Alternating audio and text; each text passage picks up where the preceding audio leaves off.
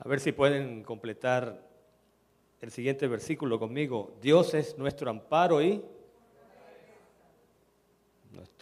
fortaleza, nuestro pronto en las tribulaciones. Por lo tanto, no temeremos, aunque la tierra sea removida, aunque se traspasen los montes al corazón del mar, aunque bramen y se agiten sus aguas y tiemblen los montes a causa de su furia. Algunos eruditos, de hecho muchos, llaman al Salmo 46 el Salmo de Lutero, Martín Lutero. Y la razón histórica, dicen ellos, es que fue sobre la base del Salmo 46 que Lutero compuso ese conocido himno que cantamos hace poco, llamado Castillo fuerte es nuestro Dios. Hay varias versiones acerca de el origen de ese himno tan conocido en la cristiandad, pero hay en el conflicto de los siglos un pasaje interesante que habla un poquito sobre el origen como tal de Castillo fuerte es nuestro Dios. Dice acá en el capítulo titulado La protesta de los príncipes, que Lutero se dirigía a Augsburgo, a una dieta convocada por el rey Carlos V. Con él iba el elector de Sajonia y una comitiva protestante, pero el ambiente que prevalecía, dice acá, era un ambiente de tristeza, de perplejidad y de preocupación. ¿Qué sería de Lutero, quien ya tenía para ese entonces muchos enemigos? ¿Qué sería del elector de Sajonia, que había echado su suerte con los protestantes? Entonces dice acá, página 219, todos conocían el peligro que los amenazaba. Recordamos, van rumbo a Augsburgo, en Alemania, y muchos seguían adelante con triste semblante y corazón turbado. Pero Lutero, que los acompañaría hasta Coburgo, reanimó su débil fe cantando el himno Castillo fuerte es nuestro Dios. O sea, ¿cómo animó Lutero al grupo que se dirigía a Augsburgo y que se mantenía hasta ese momento triste y apesadumbrado? Cantando el himno Castillo fuerte es nuestro Dios, basado en el Salmo 46. Y escuchen el resultado. Muchos lúgubres presentimientos se desvanecieron y muchos corazones apesadumbrados sintieron alivio al oír las inspiradas estrofas. Dios es nuestro amparo y fortaleza, nuestro pronto auxilio en las tribulaciones. Si uno lee el Salmo 46, es un salmo bien interesante y entiende por qué Lutero se inspiró en él para componer su conocido himno Castillo fuerte. Porque si usted lo lee, va a encontrar que allí hay conmoción. Eche una miradita nada más por encimita del Salmo 46. La tierra se remueve, versículo 2. Los montes son traspasados de un lado a otro. Hay conmoción. Braman y se agitan las aguas. Tiemblan los montes y los collados. Conmoción por todas partes. Y uno se pregunta, ¿hay algún lugar seguro? ¿Hay algún lugar donde podré encontrar seguridad en medio de tanta turbulencia y tanta conmoción? Y el Salmo da la respuesta. Porque el salmista, en este caso los salmistas, los hijos de Coré, responden, versículo 7. ¿Dónde está nuestro refugio? ¿Dónde está nuestra seguridad? ¿Dónde puede uno refugiarse con la convicción de que hay un lugar de verdad que puede uno encontrar protección ante tanta conmoción? Dice el versículo 7. El Señor Todopoderoso está con nosotros. ¿Quién es nuestro refugio? Dice el versículo 7. Nuestro refugio es el Dios de Jacob. Y de hecho, si lees el versículo 11, de nuevo se repite la misma idea.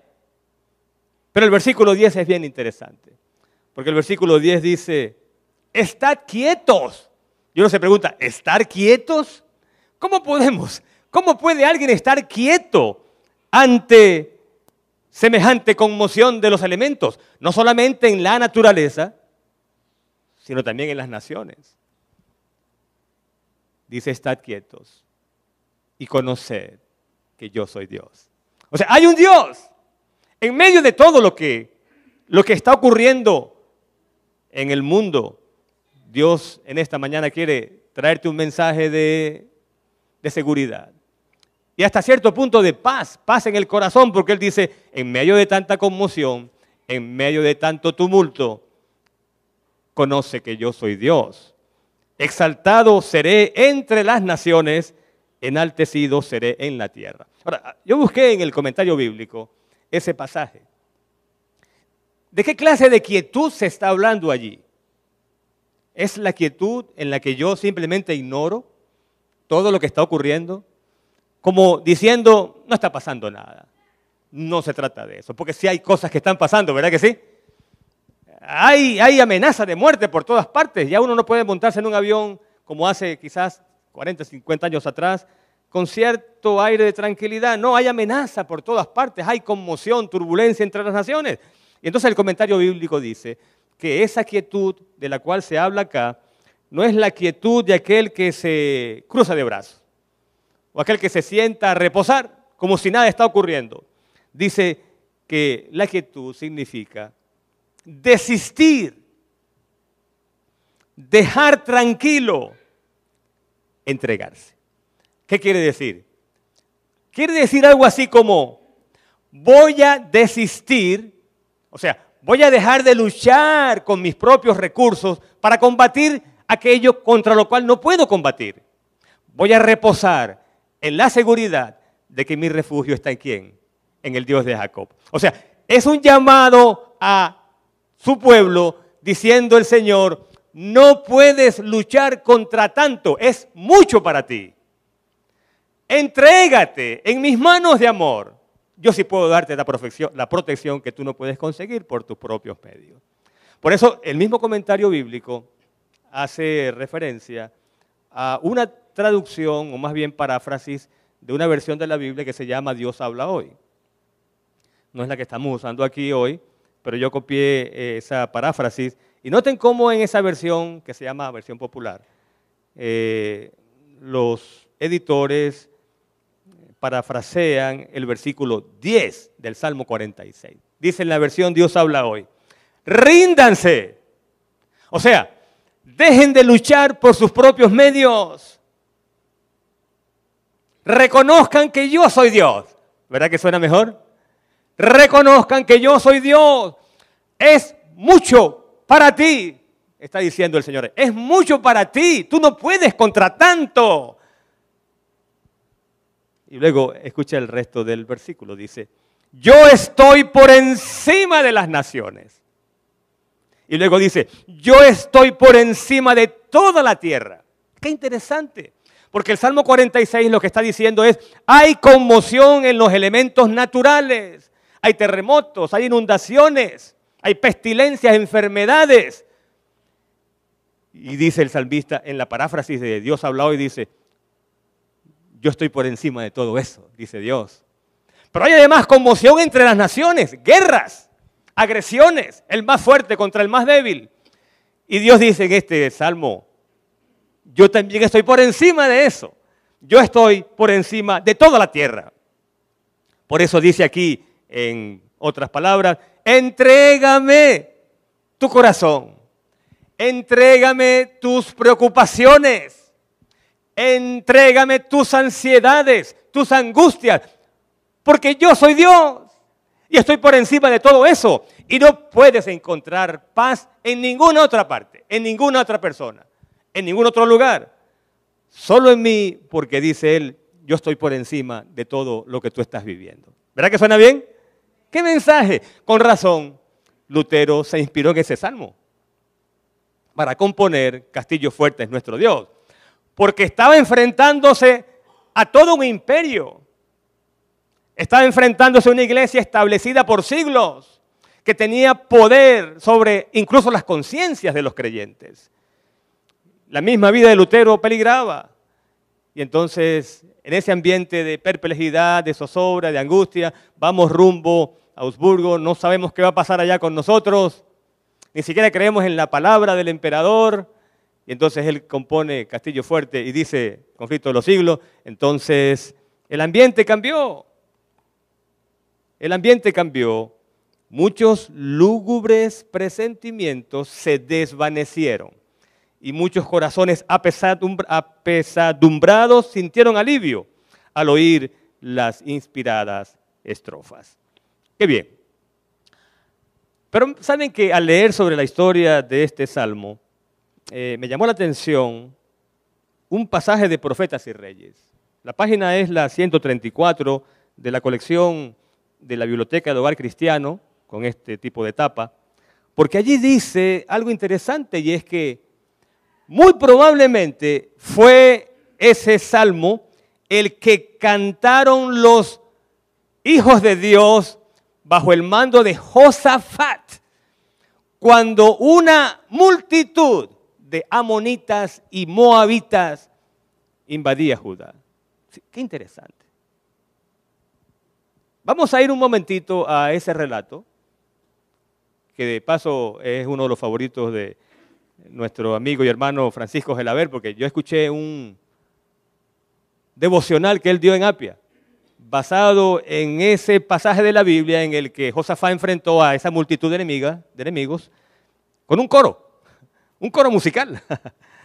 Y vamos un momentito allá, segunda de Crónicas, capítulo 20, y no vamos a dar todos los detalles, sino cómo Josafat responde a la crisis.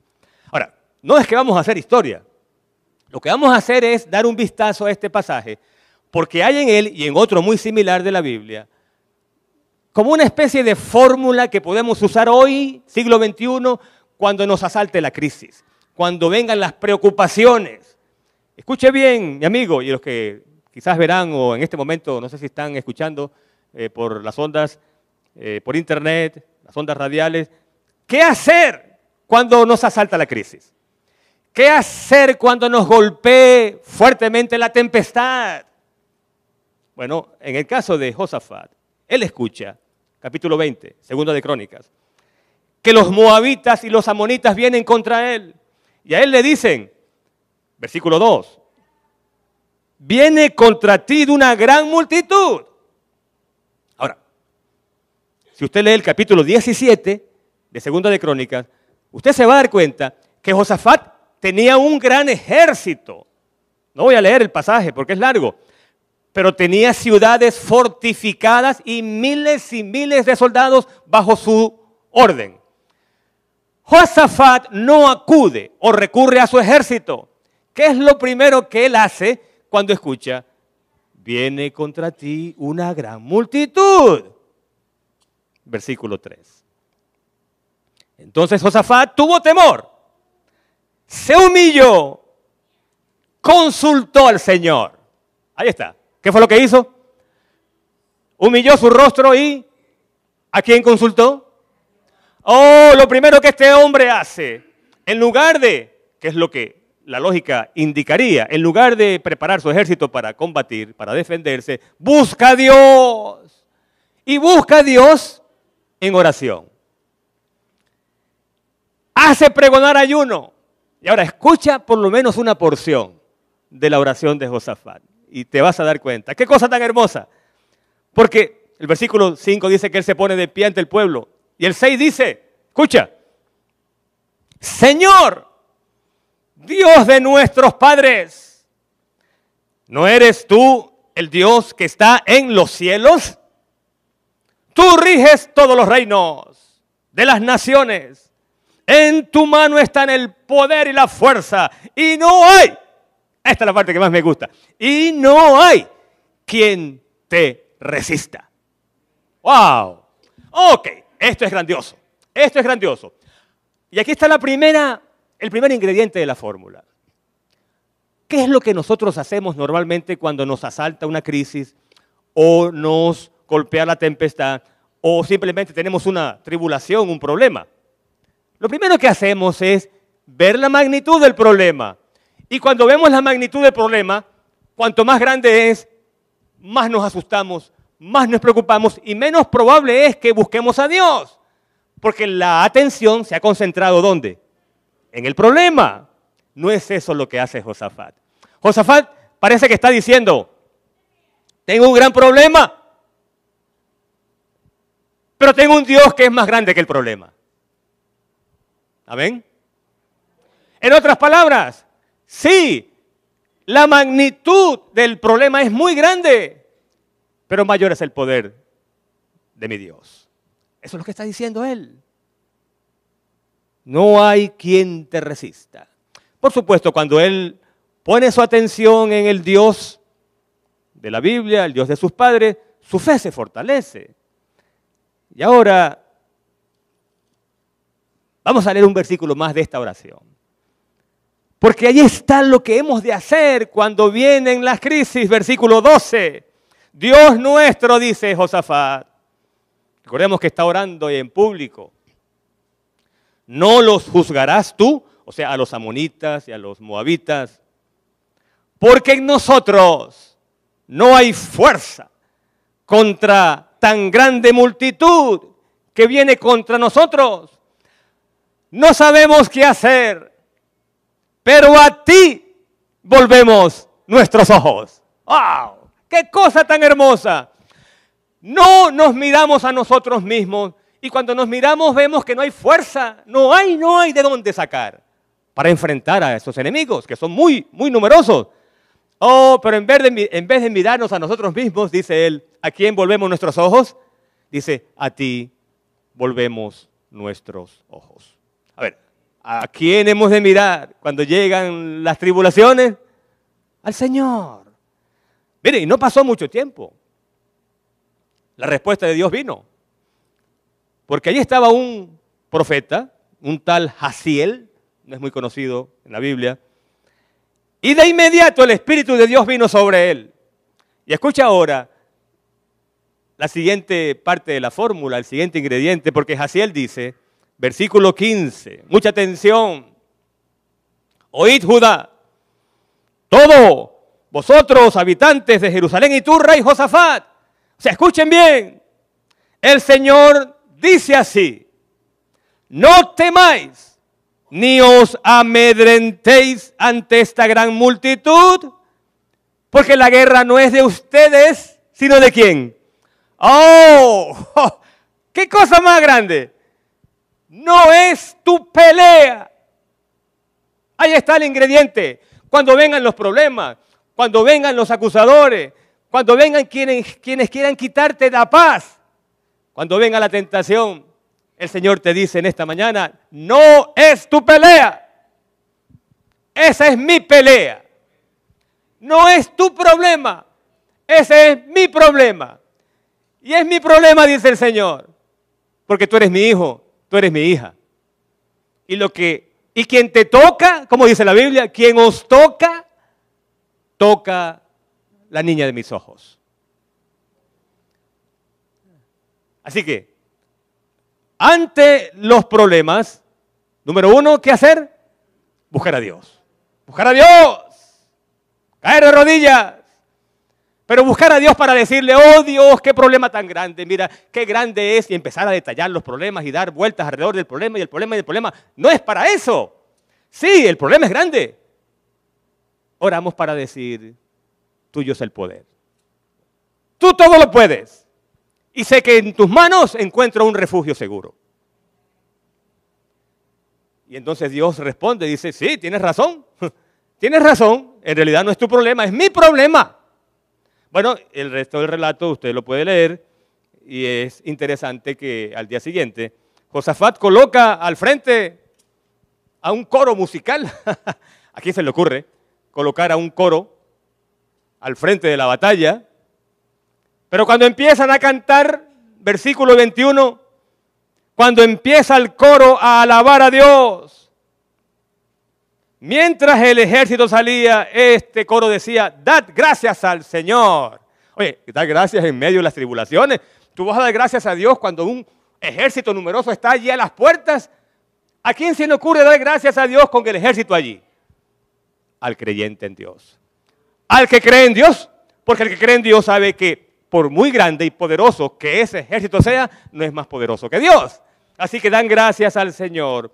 Versículo 22, y cuando empezaron a cantar, el Señor puso emboscadas y se mataron unos a otros. Se mataron entre ellos al punto de que prácticamente al final quedaron solo cadáveres. No hizo falta, no existían las armas de fuego, pero podríamos decir, no hizo falta disparar un tiro, no hizo falta levantar la espada. Todos cayeron, se mataron unos a otros. Solo Dios puede, solo Dios puede. Pero ahora, sin ánimo de repetir el punto porque está claro, pero hay un elemento adicional que quiero destacar. En un caso muy similar, pero ahora vamos a Segunda de Reyes, solo para mirar allí un detallito muy similar. Segunda de Reyes, el capítulo 19, es ahora Ezequías quien escucha que, bueno, no sé si ustedes han leído, los asirios, wow, solo escuchar, vienen los asirios, era temblar, era motivo de miedo porque eran feroces. Y cuando Ezequías escucha, vienen los asirios, y han arrasado con todo el que se atraviesa en su camino. Y ellos están conscientes de lo buenos que son en la batalla, porque un embajador asirio dice, ahí cerca de las murallas de Judá, dice, ustedes han oído lo que hemos hecho contra, y empiezan a decir los diferentes pueblos y ciudades que han arrasado, y entonces dice el versículo 19, capítulo 19, versículo 12, ¿libraron sus dioses a esas naciones? ¿Qué hicieron sus dioses? Nada pudieron hacer, y nada podrá hacer tu Dios, Ezequías. Estaban peleando contra Dios, nada menos. Cuando Ezequías recibe las cartas, versículo 14, aquí está el elemento que yo quiero destacar. Ezequías recibe las cartas de los embajadores, Segunda de Reyes, capítulo 19. Noten lo que él hace con la carta. Qué cosa tan interesante. Dice el versículo 14. Ezequías tomó la carta de los embajadores y después de leerla, ¿qué hizo Ezequías con la carta? Subió a la casa del Señor y la extendió delante de Dios. ¡Qué interesante! Es como si Ezequías hubiera hecho esto. Imaginemos que esta es la carta. Ezequías la lee y allí lo que encuentra son amenazas, blasfemias contra Dios. Y Ezequías dice, un momentito, esta carta no es para mí. ¿A quién están ofendiendo aquí? No me están ofendiendo a mí. Aquí están ofendiendo a Dios. Por lo tanto, que Dios la lea. Así que, estoy hablando en términos figurativos, ¿no? Entonces él, ¿a dónde va? Dice allí.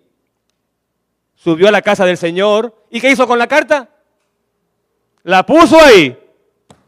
Señor, ahí dice Ezequías, pero en realidad esa carta es para ti. Porque es a ti a quien están ofendiendo y blasfemando. Y entonces, ¿qué hace Ezequías? Lo mismo que hizo Josafat en su momento de crisis. Versículo 15, ¿qué dice el versículo 15? Y oró. De nuevo, ¿qué estamos haciendo? Oró. En el momento de crisis, ¿qué hacemos los creyentes? Oramos a Dios. Y noten cómo ora. De nuevo. No dice, oh, qué ejército tan poderoso. ¿Qué haremos, Señor? Nos van a aplastar. Son numerosos, son sanguinarios. No, no, no. Ezequías dice, Señor Dios de Israel, que habitas entre querubines, tú solo eres Dios de todos los reinos de la tierra. ¿Qué está haciendo? Está alabando, ensalzando el poder de Dios, que sobre todo otro poder, tú hiciste el cielo y la tierra. Atiende, Señor, y oye. Abre, Señor, tus ojos y mira.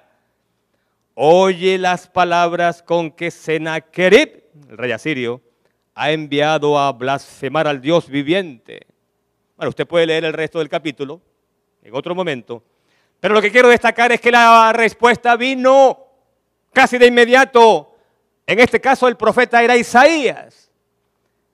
Isaías pronuncia una predicción terrible y larga, pero noten solamente el versículo 22. Isaías dice, refiriéndose a Sennacherib, capítulo 19, versículo 22 de Segunda de Reyes 18, dice, ¿a quién has injuriado? ¿A quién le está hablando él? Al rey asirio. ¿A quién has injuriado y blasfemado? ¿Contra quién has levantado tu voz y tus ojos? ¿Contra quién? ¿Contra Ezequías? ¿Qué dice allí? Contra el Santo de Israel. Oh, no es tu pelea, no es tu pelea, mi amigo, mi amiga, no es tu pelea, mi hermano, mi hermana. El que se mete contigo se está metiendo contra Dios. Tendrá que rendir cuentas ante Dios. Pobre de él, pobre de ella. Cuando vengan las turbulencias, cuando la tierra se conmueva, ¿qué dice el Salmo 46? ¿Qué haremos? ¿A dónde iremos? ¿Qué dice el Salmo 46? Dios es nuestro amparo y fortaleza. No pondremos nuestros ojos en la prueba. No nos concentraremos en la tribulación. Más bien pondremos nuestros ojos en el poder de Dios. El Dios que es nuestro amparo y nuestra fortaleza, nuestro pronto auxilio en las tribulaciones. ¿Amén? Y ahora tú solo podrás responder esta pregunta. ¿Alguna conmoción en tu vida? En este mismo momento, ¿hay algo que te esté quitando el sueño? ¿Hay algo que te esté preocupando? ¿Alguna enfermedad? ¿Problemas en el trabajo? ¿Problemas a nivel conyugal o familiar? ¿Algo personal? ¿Algo de salud? ¿Hay algo? Siempre hay algo. ¿Verdad que sí? Siempre hay algo. Siempre hay algo y lo habrá de este lado de la eternidad. Pero ¿cuál es el llamado de hoy? ¿Cuál es la invitación que nos hace el Señor? El Señor nos invita a encontrar nuestro refugio en Él. No tenemos que convencerlo de que lo haga, porque Él como Padre Celestial que es, nuestro Padre Celestial, Él anhela que lo hagamos, que lo busquemos a Él. Y ahora quiero terminar con una ilustración muy interesante y muy apropiada que leí hace algunos años de un presidiario. De hecho, él está todavía recluido en una de las prisiones estatales o estadales más temidas en los Estados Unidos, que es la prisión estatal de Tennessee. Su nombre es Jerris Bregan. Jerris es autor. Él ha escrito por lo menos 4 libros y ha escrito muchos artículos que aparecen publicados en Adventist Review, la revista adventista. Y en uno de esos muchos artículos que él ha escrito, hay uno que me llamó mucho la atención, porque él dice, la prisión es un lugar difícil. Sobre todo es un lugar difícil para los que son pequeños de estatura y son delgaditos. O sea, yo no debería caer en prisión, porque soy delgadito. Y si tú eres pequeño de estatura y además eres delgado, dice él, no conviene que caigas en prisión. Porque los que son muy pequeños y delgados son presa fácil de él los llama en el artículo que fue escrito en inglés, sharks. Son unos tiburones y andan siempre buscando, son como unos depredadores, buscando a quién devorar. Cuando la persona se resiste, lleva todas las de perder. Entonces lo que ocurre en la cárcel, dice él, es que la mayoría de los presidiarios terminan negociando su libertad. Y en el proceso negocian su dignidad, porque simplemente se convierten en objetos que estos tiburones usan a placer. Y los sobornan. Y para dejarlos tranquilos tienen que estar ellos suministrando algún tipo de pago. Y dice él que un día, estando él en la cárcel, por supuesto, llegaron 3 de esos tiburones. Y le dicen así directamente, danos tu reloj.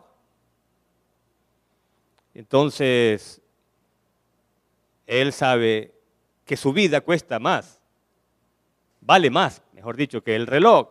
Pero también sabe que si entrega el reloj, después tendrá que entregar otras cosas y será objeto de la extorsión continua. Y entonces él les dice, déjenme por favor tranquilo, váyanse.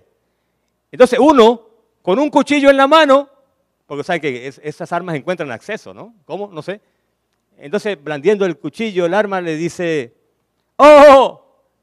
Tú sabes que te puedo sacar el corazón con este cuchillo. ¡Wow! Y otro le dice, y te podemos cortar la cabeza también. Y él dice, no voy a entregarles mi reloj. ¡Oh! Dice uno. Viéndose las caras, porque ellos no están acostumbrados a encontrar oposición. Viéndose las caras sorprendidos, como fuera de base que los agarró esta respuesta. El tonto este, como que no sabe que lo podemos matar ahora mismo. Y empiezan a reírse, pero reírse nerviosamente, ¿no? Como que no sabe. Y entonces la respuesta de Jerry los dejó peor, porque Jerry dice, es difícil matar a un hombre que no se quiere dejar matar. Wow.